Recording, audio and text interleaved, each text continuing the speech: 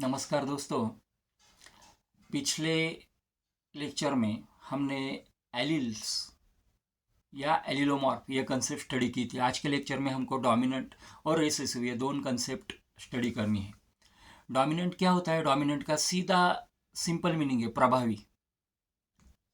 Dominant ऐसा allele होता है, it is an allele that express it's trait even in the presence of an alternative allele. अगर alternative allele होता है तो भी वो ट्रेट जो है उसको एक्सप्रेस करता है, वो डोमिनेंट होता है, खुद की ट्रेट को एक्सप्रेस करता है।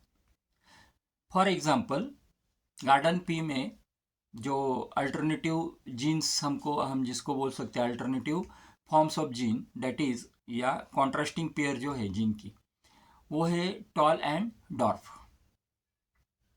तो जो टॉल जो एलील है उसकी अल्टरनेटिव ट्रेट होती है या उसका अल्टरनेटिव एलील है कौन सा? डॉर्फ।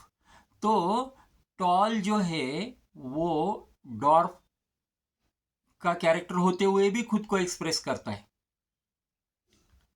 टॉल जो है वो डॉर्फ का कैरेक्टर होते हुए भी, यानी डॉर्फ यह कैरेक्टर प्रेजेंस होते हुए भी खुद को एक्सप्रेस करता है, उसको डोमिनेंट बोलते हैं, उसको हम प्रभावी या डोमिनेंट बोलते हैं। दूसरे शब्दों में हम उसको ऐसा सिंप्लीफाई कर सकते हैं कि डोमिनेंट कैरेक्टर, अगर ये शब्द बोलेंगे, ये वर्ड्स बोलेंगे तो आपको ध्यान में आएगा। डोमिनेंट कैरेक्टर क्या होता है? The character which express itself in F1 generation is called as dominant character.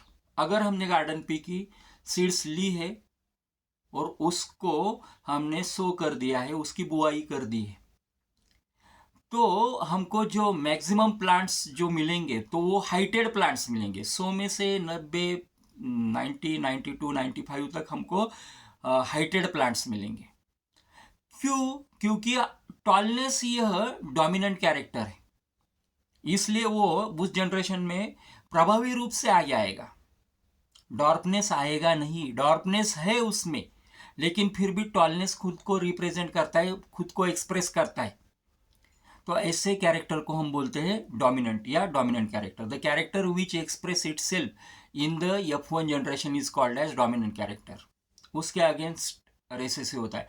The allele is not express in the presence of an alternative allele.